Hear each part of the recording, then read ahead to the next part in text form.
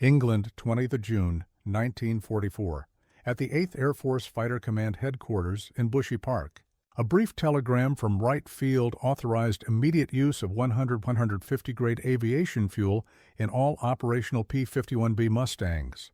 The morning air carried the scent of engine oil and the distant rumble of Merlin engines warming up across dozens of British airfields. Test data from the U.S. Army Air Force's Materiel Command showed the Packard-built Merlin V-1657 engine reaching 75 inches of mercury manifold pressure and speeds approaching 490 mph, over 30 mph faster than the Luftwaffe's newest Bf-109G6 interceptor running on standard C-3 synthetic fuel. That same week, Luftwaffe pilots reported Mustangs impossible to catch, even in dive. German analysts at Oberkommando der Luftwaffe dismissed these claims as combat exaggeration. They were not. Within months, bomber losses over Germany would fall by half, and the Luftwaffe's last hopes of defending the Reich would evaporate, undone by a revolutionary fuel formula that transformed. The air war over Europe, the cold January morning of 1944, found the 8th Air Force counting its losses from the previous day's mission to Schweinfurt. 19 bombers had failed to return, a loss rate that made deep penetration raids into Germany a calculated gamble with unacceptable odds. In the briefing rooms of English airfields, intelligence officers marked red pins on maps showing the extent of fighter escort coverage. The P-47 Thunderbolts could accompany the bombers only part way. Their range limited them to the Dutch border. The early P-51B Mustangs performed better, but even they lacked the high-altitude power needed to outmaneuver German interceptors in the thin air above 25,000 feet. Across the Channel, Luftwaffe operations rooms displayed a different picture. Roughly 900 single-engine fighters defended Western Germany, concentrated in Jagdgeschwader units equipped with Bf-109G6 and FW-190A-7 aircraft. These fighters, running on B-4 synthetic fuel with 87 octane rating or the superior C-3 blend at 96 octane, could reach top speeds near 400 to 420 km/h at altitude. German High Command considered these capabilities more than adequate to counter Allied daylight bombing raids. An archival memo from the Reichsluftfahrtministerium Technical Office, dated January 1944, noted with confidence, "No Allied fighter can sustain combat operations over central Germany without auxiliary fuel tanks or intermediate refueling stops." The assessment reflected the technical reality of early 1944 American fighters possessed numerical superiority and robust construction, but they remained constrained by fuel chemistry and engine limitations that German engineers believed insurmountable. Yet in workshops at Wright Field, Ohio, and Rolls-Royce facilities in Derby, England, teams of chemists and engineers were already conducting experiments that would shatter these assumptions. The Allied limitation was not simply range or numbers, it was the fundamental chemistry of aviation fuel. American industrial capacity had identified this bottleneck and was preparing to eliminate it through pure chemical engineering. The solution lay not in building new aircraft, but in brewing a more powerful fuel that could transform existing fighters into machines their designers had never imagined possible. In the sealed test cells of Wright Field, Dayton, Ohio, February 1944 marked the beginning of a transformation that would reshape aerial warfare. Engine dynamometers thundered as Materiel Command technicians subjected Packard-built Merlin engines to increasingly demanding trials using 150 grade aviation fuel.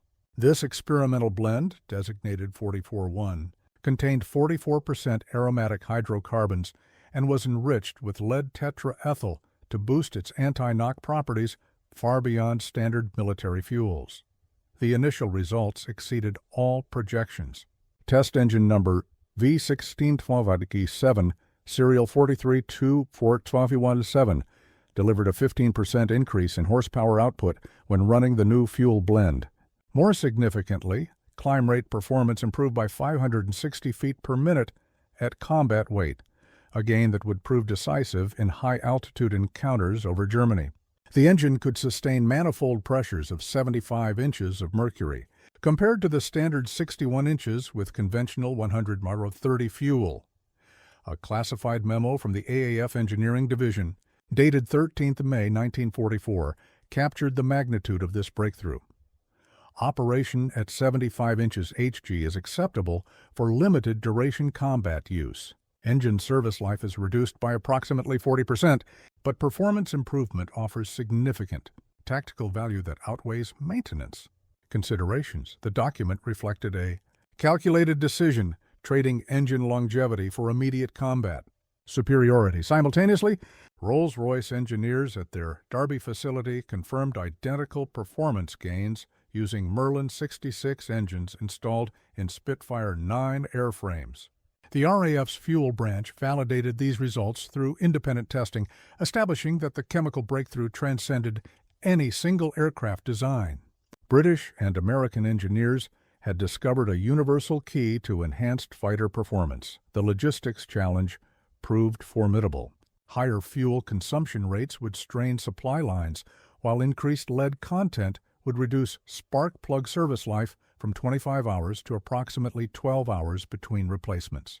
Engine components would require more frequent inspection and replacement. Yet commanders at both the Air Ministry and Army Air Forces concluded that the tactical advantages justified these operational costs. Production planning began immediately.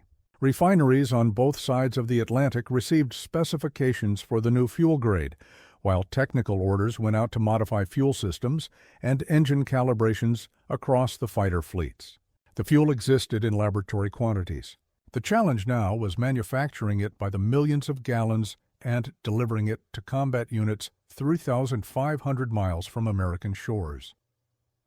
London's war rooms buzzed with D-Day preparations throughout May 1944, as mountains of paperwork detailed every aspect of the impending invasion. Buried among these logistics documents lay a brief but significant signal from Washington. Commence immediate distribution of 150 grade aviation fuel to European Theater of Operations fighter units. Queue the Sir order represented months of behind-the-scenes coordination between American production facilities and British distribution networks. Within 30 days of receiving this directive, refineries at Stanlow and Avonmouth began blending the new fuel grade under British petroleum supervision. The process required precise chemical mixing. Aromatic hydrocarbons had to be balanced with lead tetraethyl additives while maintaining stability during storage and transport. Each batch underwent rigorous testing to ensure consistent octane ratings and combustion characteristics. Technical order. ING 57-1 mandated manifold pressure recalibration for all P-51, P-47, and P-38 aircraft in the European theater. Ground crews worked around the clock to install modification kits that allowed engines to operate safely at the higher boost pressures the new fuel enabled. The changes were subtle but critical. Fuel metering units required adjustment, boost regulators needed recalibration, and engine instruments had to be marked with new operational limits. By 20th of June 1944, Fighter Command officially authorized full operational use of 150-octane fuel. The timing proved fortuitous. D-Day had been launched 2 weeks earlier, and Allied forces were establishing their foothold in Normandy. Every advantage in the air would prove crucial. As the campaign intensified, Colonel Don Blakesley's 4th Fighter Group recorded the first combat missions using 150-octane fuel on 24 June 1944. The unit's daily operational summary noted laconically, aircraft operated satisfactorily at 75 inches Hg manifold pressure. Noticeable increase in acceleration and climb performance observed by all pilots. This understated language masked a revolutionary change in combat capabilities. Flight Sergeant William Bill Henderson, a crew chief with the 4th Fighter Group, later recalled the transformation. The boys came back talking like they were flying different airplanes. Same Mustang, same pilots, but suddenly they could outrun anything the Germans put up. The change was immediately apparent to experienced pilots who had grown accustomed to their aircraft's previous limitations. German combat reports from the following. day would reflect confusion and disbelief. Luftwaffe pilots, veterans of years of aerial combat, found themselves unable to explain how familiar American fighters had suddenly become untouchable. The fuel had been distributed, tested, and proven effective. Now it would face its ultimate test in the skies over occupied Europe. The tanker SS Cimarron discharged 15,000 tons of 150th grade aviation fuel at Liverpool docks during the first week of June. 1944 dock workers, unaware they were handling a substance that would reshape aerial warfare, moved the precious cargo with routine efficiency. Each gallon cost 30% more to produce than standard 100-130 fuel, reflecting the complex chemistry and additional processing required to achieve the higher octane rating. Supply officers immediately rerouted convoy schedules to ensure steady fuel flow to combat units. By August 1944, the logistics network was delivering approximately 1.8 million gallons per week of the new fuel grade to 8th Air Force bases across England. The 8th Air Force Quartermaster's weekly report noted, distribution remains limited to 8 fighter command bases only. Bomber commands continue operations with standard 100-130 grade fuel. Storage drums bearing the designation 44-1 appeared at airfields throughout East Anglia, Debden, Leiston, Bodney, and dozens of other bases that had become household names in the air war over Europe. Ground technicians worked methodically through modification checklists, replacing fuel system seals with components rated for the higher lead content and recalibrating boost pressure regulators to handle the increased manifold pressures. Master Sergeant Robert Bob Mitchell, a fuel system specialist with the 56th Fighter Group, documented the conversion process in his maintenance log, completed fuel system modifications on 16 P-47D aircraft, new seals installed, boost controls recalibrated per Tech Order 57-1, all aircraft test flown and certified for 75-inch operation. The precise, methodical approach reflected years of experience maintaining complex aircraft under wartime conditions. The logistics achievement proved remarkable by any measure, converting hundreds of fighter aircraft to operate with a completely new fuel specification, while maintaining operational readiness during active combat operations, represented organizational competence that German planners had consistently underestimated. American industrial and military systems demonstrated an ability to implement complex technical changes without disrupting ongoing operations. By late June, as Allied forces expanded their Normandy beachheads against fierce German resistance, the new fuel was already proving its worth in combat. Pilots reported engagement outcomes that would have seemed impossible weeks earlier. German fighters that had previously held tactical advantages in climb rate and acceleration now found themselves consistently outperformed by aircraft they had learned to respect but not fear. The invisible transformation was complete. From production facilities in Texas and Louisiana to refineries in Britain, from modification hangars to combat airfields, an entire logistical network had successfully delivered enhanced combat capability to the front lines. The fuel was distributed, the aircraft modified, and the crews trained. The air war over Europe was about to change forever. Radar operators at JAG Division 3 headquarters tracked incoming formations at 24,000 feet near Kassel. On the morning of 19th July 1944, the familiar pattern of American bombers with fighter escort appeared on their screens, prompting the scramble of Bf-109 G6s from nearby airfield.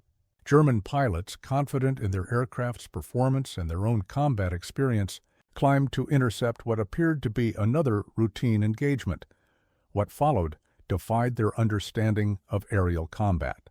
The Mustangs, instead of maintaining defensive positions around the bomber formation, climbed away vertically at unprecedented rates. German pilots, pushing their aircraft to maximum performance, found themselves unable to close the distance. The familiar dance of pursuit and evasion had been fundamentally altered by an invisible advantage. The Germans could neither see nor comprehend. Jagdgeschwader 11's daily operational diary recorded the confusion. Enemy single-engine fighters demonstrated extremely high performance characteristics. Interception proved impossible due to superior climb rate and acceleration, possibly new aircraft type or modified power plant. The entry reflected the bewilderment of experienced pilots who had suddenly found their tactical knowledge obsolete. German technical intelligence immediately began analyzing captured fuel samples from crashed Allied aircraft. Chemical analysis revealed lead content measuring 4.5 milliliters per gallon, double the concentration found in their own C3 synthetic fuel. This discovery provided the first clue to American performance gains, but German chemists lacked the industrial capacity to replicate these achievements. The contrast in production capabilities was becoming stark. German synthetic fuel output, already strained by Allied bombing campaigns, had fallen from 180,000 tons per month in early 1944 to below 80,000 tons by August. Major refineries at Luna and Politz operated at reduced capacity under constant threat of air attack.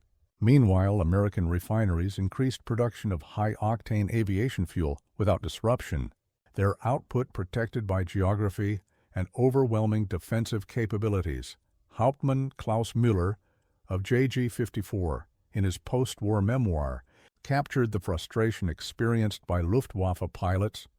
We had learned to respect the Mustang as a capable opponent, but these new encounters were different. They could engage or disengage at will, climbing away from us as if we were standing still. For the first time, I understood that we were fighting not just better pilots, but superior technology. German engineers attempted to compensate through tactical modifications. Some units experimented with MW-50 water methanol injection systems to boost engine power, but these modifications consumed precious methanol supplies and provided only temporary performance gains. The fundamental chemistry of German synthetic fuels could not match the anti-knock properties of American high-octane blends. For every ton of fuel production Germany lost to Allied bombing, American facilities increased their output of increasingly sophisticated fuel grades. The invisible war of octane. Ratings was being decisively won by superior. Industrial chemistry, the 4th Fighter Group's mission report for 7 July 1944 contained a simple entry that represented a revolution in aerial combat. P-51B aircraft achieved 480 to 490 mode passage in level flight during engagement with Mi-410 destroyers. Multiple aircraft demonstrated ability to overtake enemy aircraft before defensive dive maneuvers could be initiated. The dry, official language masked the reality that American fighters had achieved performance levels thought impossible just months earlier. RAF's air fighting development unit conducted parallel testing using Spitfire MK-9 aircraft equipped with Merlin 66 engines and 150-octane fuel. Their technical report confirmed identical performance gains, plus 60 mph in maximum level speed and plus 200 feet per minute in climb rate at 10,000 feet altitude. The improvements transcended any single aircraft design, proving that fuel chemistry was the determining factor. Statistical analysis revealed the magnitude of this transformation. German Bf-109G6 fighters running on C3 synthetic fuel at 1.42 atmospheres boost pressure, achieved maximum speeds of 398 payos at 20,000 feet. The performance delta, nearly 90 mm in favor of Allied fighters, rendered traditional German zoom climb tactics obsolete. Luftwaffe pilots could no longer rely on superior altitude performance to escape unfavorable engagements. Technical Sergeant James Morrison, an engine specialist with the 355th Fighter Group, witnessed the transformation firsthand. Same airframes, same pilots, but it was like someone had strapped rockets to those Mustangs. The boys would come back shaking their heads, saying they couldn't believe how fast they were going. The modification had unleashed performance potential that aircraft designers had never imagined when the P-51 was first conceived. Combat film analysis provided objective verification of these performance claims. Gun camera footage showed Mustangs overtaking German fighters in level flight, scenarios that had been tactically impossible with standard fuel grades. The visual evidence eliminated any doubt about the reality of American performance advantages. Engine manufacturers documented the technical parameters enabling these gains. The Packard-built Merlin V1657, running 150-octane fuel at 75 inches of mercury manifold pressure, produced 1,695 horsepower at 10,700 feet altitude, compared to 1,490 horsepower with standard fuel at 61 inches boost. This 205 horsepower increase translated directly into superior speed and climb performance. German test pilots, evaluating captured P-51B aircraft with standard German fuel, measured performance levels consistent with pre-upgrade American specifications. The aircraft themselves had not changed, only the chemical energy released by their engines. Engineers had discovered a weapon invisible to radar, yet lethal in every engagement. The power of superior octane ratings. The implications extended beyond individual combat encounters. When every Allied fighter possessed overwhelming performance superiority, the fundamental mathematics of aerial warfare shifted. German defensive tactics, developed through years of combat experience, suddenly became ineffective against opponents who could dictate the terms of every engagement. August 1944 marked a transformation in the strategic bombing campaign over Germany. Mission reports from the 8th Air Force Operational Analysis Section documented a dramatic shift in combat outcomes. Pre-150 fuel bombing raids had averaged 7% bomber loss rates on deep penetration missions to targets like Berlin and Leipzig. By September, with P-51 escorts running high-octane fuel, loss rates had fallen below 2%. The range calculations told the story of this transformation. Mustangs achieving 490 mph at combat power could escort B-17 formations to Leipzig and return, a mission radius of 1,300 kilometers that placed virtually all German industrial targets within reach of sustained bombing campaigns. Previous escort limitations had restricted deep missions to brief forays with enormous risks. Now American bombers could operate over central Germany with impunity. Luftwaffe sortie rates reflected their declining ability to contest Allied air superiority. German fighter units had launched approximately 3,000 sorties daily during May 1944, but by October, this figure had fallen to 1,200 sorties per day. Fuel shortages, compounded by accelerating pilot losses, created a downward spiral that German command could not arrest. Colonel James "Jim" Howard, commanding the 356th Fighter Group, observed the strategic implications. We went from fighting for our lives over Germany to hunting an increasingly desperate enemy. The fuel change didn't just make us faster, it made us predators. His assessment captured the psychological transformation that accompanied technical superiority. Intelligence. Reports from German sources revealed the extent of Luftwaffe difficulties. A captured document from Jagdfliegerführer Mittelrhein, dated 15th of September 1944, noted, "Enemy fighter escort now maintains continuous coverage throughout mission duration. Our interceptor units cannot achieve favorable engagement conditions. Recommend defensive posture only." The language reflected a fundamental shift from offensive to defensive thinking. Production statistics demonstrated the widening gap between Allied and German capabilities. American aircraft factories delivered 2,654 fighter aircraft during August 1944, while German production managed only 104 single-engine fighters. More critically, German fuel production continued declining under sustained bombing pressure, while American refineries operated at full capacity with no threat of interference. The 8th Air Force communique dated 2 October 1944 summarized the new reality. Enemy fighter resistance east of the Rhine has become virtually ineffective. Deep penetration missions proceed with minimal opposition. This official assessment reflected combat. Reports from dozens of bomber groups that had previously faced savage opposition over German targets. Strategic. Bombing accuracy improved dramatically when bombardiers could operate without fighter interference.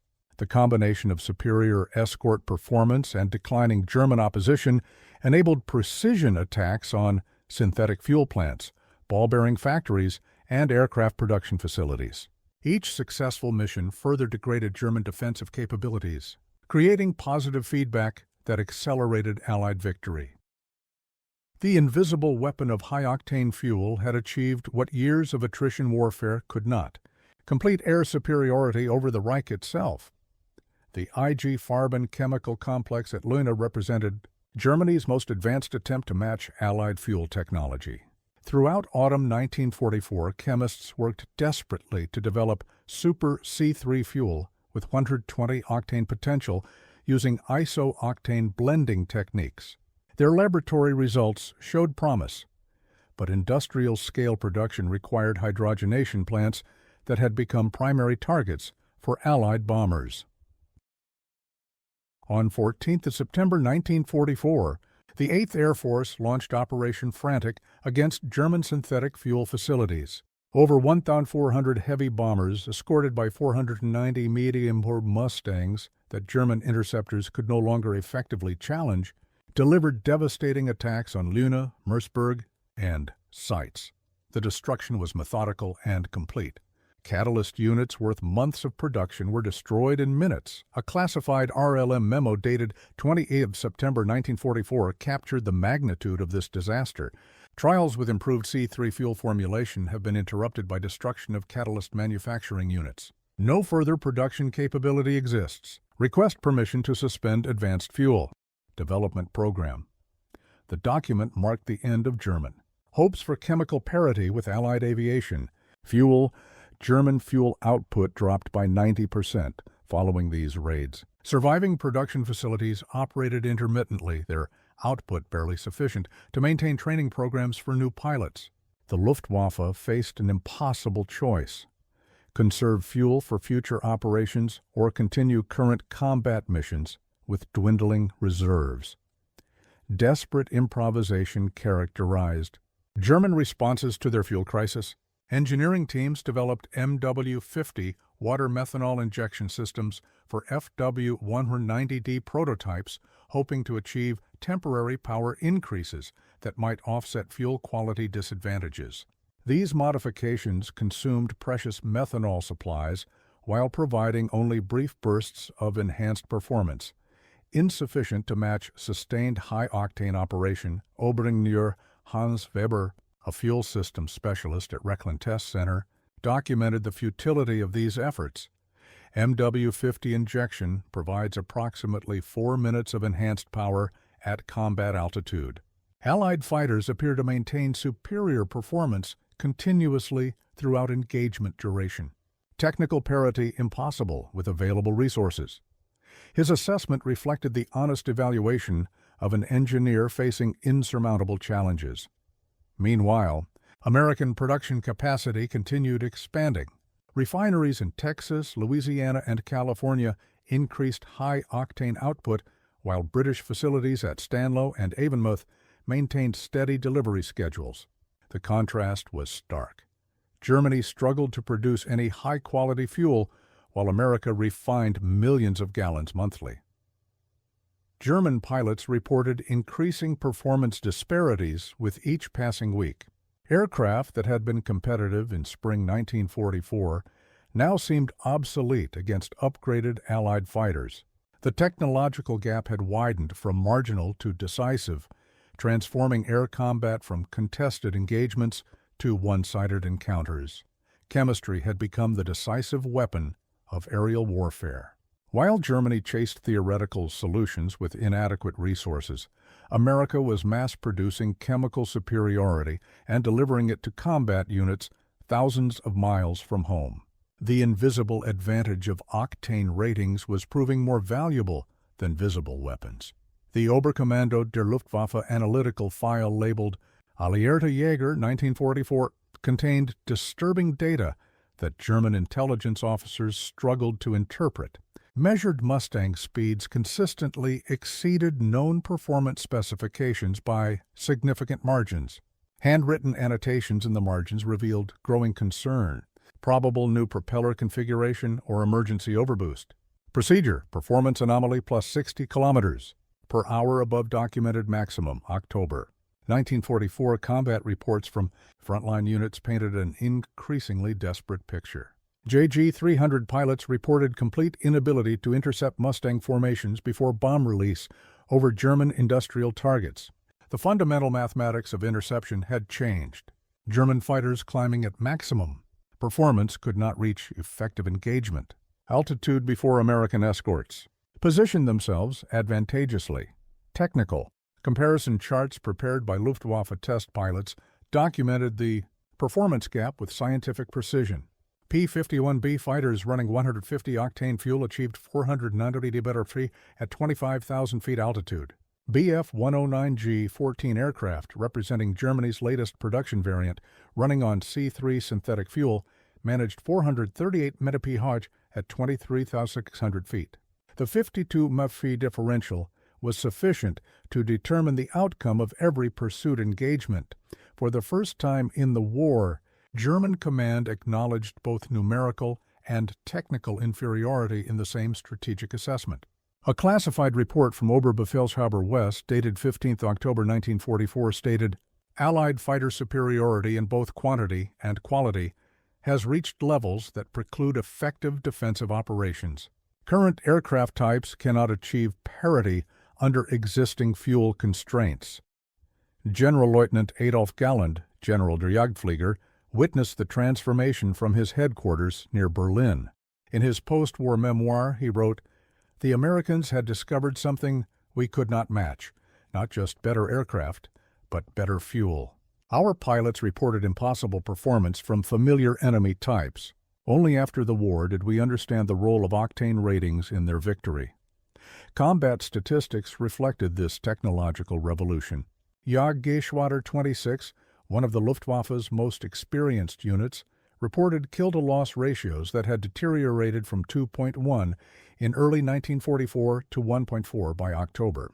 Experienced pilots were being shot down by opponents they could no longer effectively engage. The psychological impact on German air crews proved as significant as the technical disadvantage.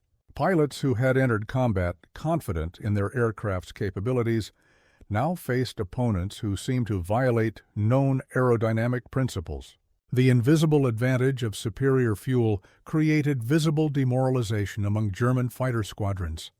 Intelligence officers at RAF Medmenham analyzed gun camera footage showing German fighters attempting to escape vertically from Mustang attacks. Frame-by-frame analysis revealed Allied fighters maintaining pursuit angles that should have been impossible with standard power settings. The visual evidence confirmed what German pilots reported. They were fighting aircraft that had transcended previous performance limitations through chemical enhancement. Operation Bodenplatte launched on 1 January 1945 as the Luftwaffe's final desperate attempt to regain air superiority over Western Europe. German commanders committed 900 fighters, representing 30% of their total operational strength, to surprise attacks on Allied airfields in France, Belgium, and Holland. The plan required achieving tactical surprise and inflicting crippling losses on Allied air power before superior numbers could be brought to bear. The operation revealed the devastating impact of fuel quality on combat outcomes. German fighters running on increasingly poor synthetic fuel with octane ratings below 95 faced Mustangs and Thunderbolts powered by 150-octane fuel that enabled sustained high-performance operation. The technological disparity that had developed gradually over months became apparent in a single day's fighting. Combat reports from JG2 documented the reality of these encounters. Obergefreiter Wilhelm Moritz, flying a FW-190A8, described his unit's attack on a Belgian airfield. "We achieved complete surprise and destroyed several aircraft on the ground. During withdrawal, enemy fighters appeared overhead. They pursued us with speed we could not match. Of 12 aircraft in my staffel, only 4 returned to base." American pilots, benefiting from superior fuel technology and overwhelming numerical advantage, achieved kill ratios that would have seemed impossible in earlier phases of the war. The 56th Fighter Group reported destroying 18 German aircraft while losing only 1 P-47 Thunderbolt. The 4th Fighter Group claimed 23 victories against 2 losses. By day's end, the Luftwaffe had lost 207 Bovin aircraft, nearly half the force committed to the operation. American and British losses totaled 74 aircraft, most destroyed on the ground during the initial surprise attacks. Post-action analysis by the U.S. Strategic Air Forces revealed kill ratios of 14.1 in some sectors, reflecting the combined advantages of superior fuel, numerical strength, and pilot training. USAAF Technical Report, AAF EO 4523, documented the role of high-octane fuel in these combat results. Higher boost setting of 75 inches Hg proved crucial in pursuit and disengagement phases. Enemy aircraft demonstrated inability to maintain competitive performance during extended combat maneuvering. The clinical language described a technological revolution that had made traditional air combat tactics obsolete. While the Battle of the Bulge raged on the ground below, control of European skies had effectively ended. The Luftwaffe's final mass sortie had collapsed under the invisible pressure of superior fuel chemistry combined with overwhelming Allied production capacity.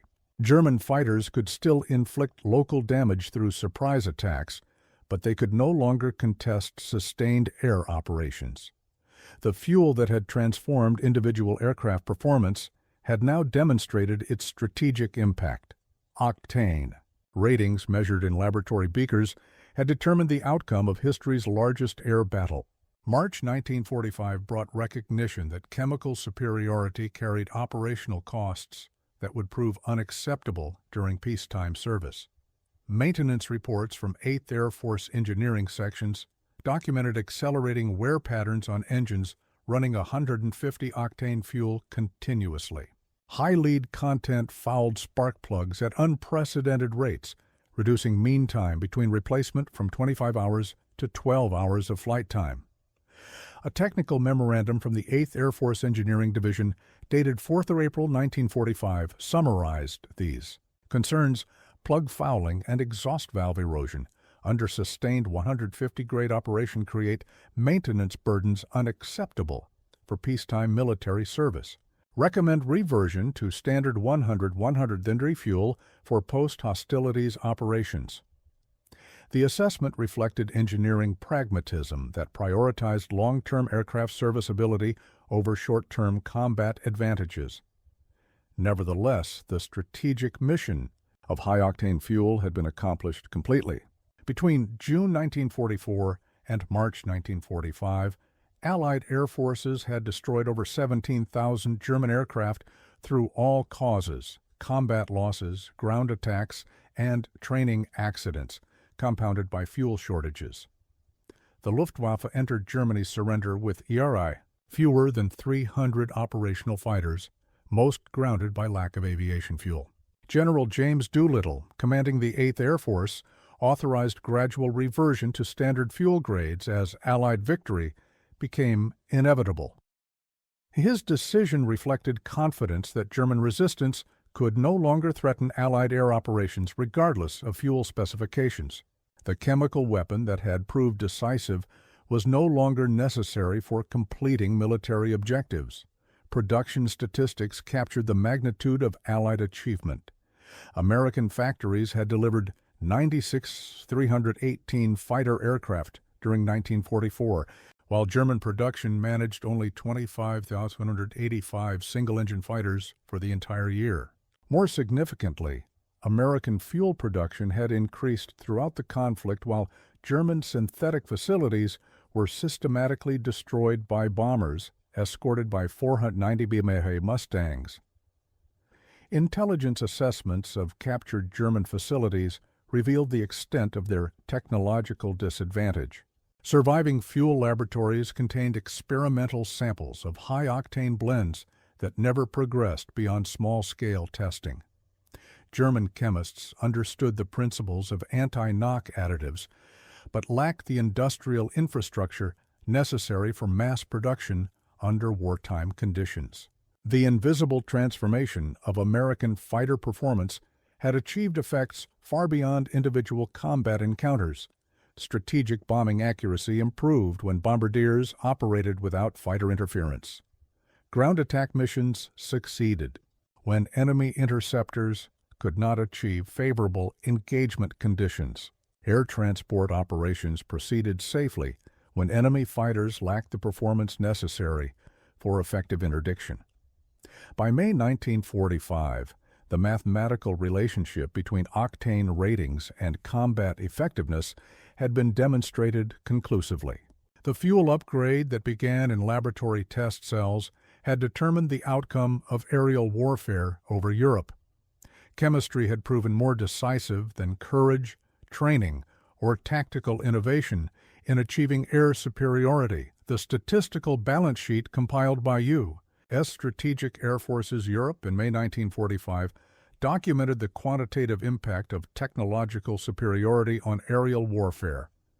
P-51 Mustangs had flown 273 combat sorties during the European campaign, destroying 4,150 enemy aircraft in air-to-air combat while suffering significantly lower losses.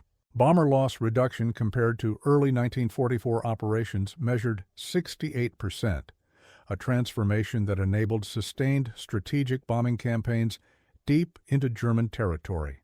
The Luftwaffe's surrender inventory revealed the extent of their defeat. Fewer than 300 operational fighter aircraft remained serviceable, their effectiveness limited by chronic fuel shortages that restricted training and operational missions.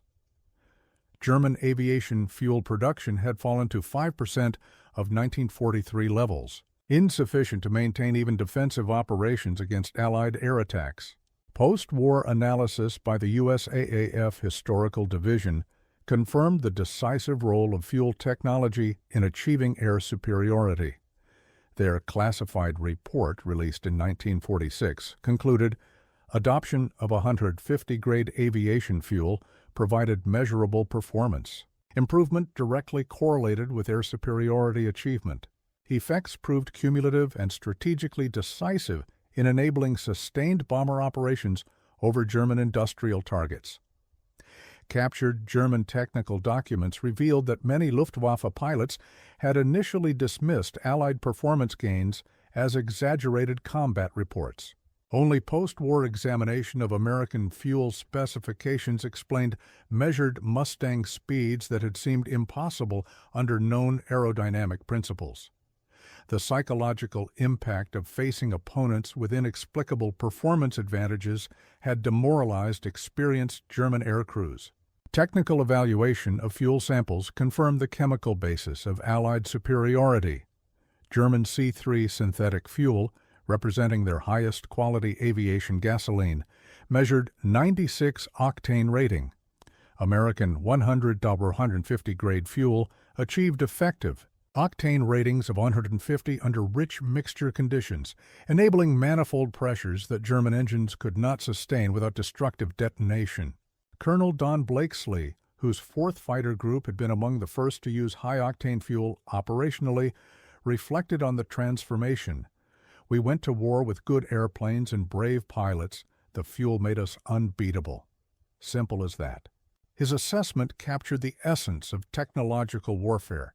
Superior chemistry had amplified human courage and industrial capability into decisive military advantage. The strategic implications extended beyond immediate combat results. Air superiority enabled successful D-Day operations, sustained bombing campaigns against German industry, and tactical air support for advancing Allied armies. Each mission succeeded partly because enemy interceptors could no longer achieve performance parity with Allied escort fighters. Victory had resulted from the intersection of industrial capacity, chemical engineering, and military strategy. Octane ratings measured in laboratory instruments had determined the fate of nations and the outcome of global conflict. The preserved P-51D Mustang displayed at the National Museum of the United States Air Force bears a small placard noting its maximum speed of 437 mph, a figure that fails to capture the true impact of this aircraft on the outcome of World War II. Visitors examining the polished aluminum fuselage and elegant lines might not realize they are viewing the product of chemical engineering as much as aeronautical design. Modern historical analysis, utilizing declassified documents and German. Archival materials has confirmed that fuel technology provided the decisive margin in achieving Allied air superiority over Europe. The RAF Fuel Branch Report number 4147 concluded the 100-150 program yielded a 12% increase in specific power output for the Merlin engine series. Comparable performance gains proved unattainable under Axis fuel production constraints and resource limitations. German engineering assessments conducted during the immediate post-war period acknowledged the role of fuel chemistry in their defeat. Dr. Helmut Schelp, former director of jet engine development for the RLM, wrote in 1947, "We focused on advancing aircraft design while the Allies perfected fuel chemistry. Their approach proved more immediately effective and strategically decisive." The transformation of the P-51 from capable escort fighter to 490 amp monster represented applied chemistry rather than aeronautical innovation. The same airframe that had entered combat in 1943 achieved revolutionary performance through invisible enhancement, superior octane ratings that enabled higher manifold pressures and sustained power output at combat altitude. Statistical analysis reveals the quantitative impact of this chemical advantage. Between June 1944 and May 1945, fuel-enhanced Allied fighters achieved air-to-air kill ratios exceeding 5.1 against Luftwaffe opposition. These combat results enabled strategic bombing campaigns that destroyed German synthetic fuel production, creating positive feedback that accelerated Allied victory. The lesson transcends the specific circumstances of World War II aerial combat. Military effectiveness depends not only on visible weapons and obvious capabilities, but on fundamental technologies that enable superior performance. The octane rating of aviation fuel proved more decisive than the caliber of machine guns or the thickness of armor plating. In 1944, the Luftwaffe faced a new enemy, not a revolutionary aircraft design, but a new chemical reality that transformed familiar opponents into unbeatable adversaries. The roar of Merlin engines running 150-octane fuel announced the sound of industrial democracy overwhelming totalitarian resources. Octane ratings, invisible to radar and inaudible to human ears, had ended the battle for Europe's skies. What is your perspective on this part of history? Share your thoughts in the comments, because every memory and reflection helps keep the past alive.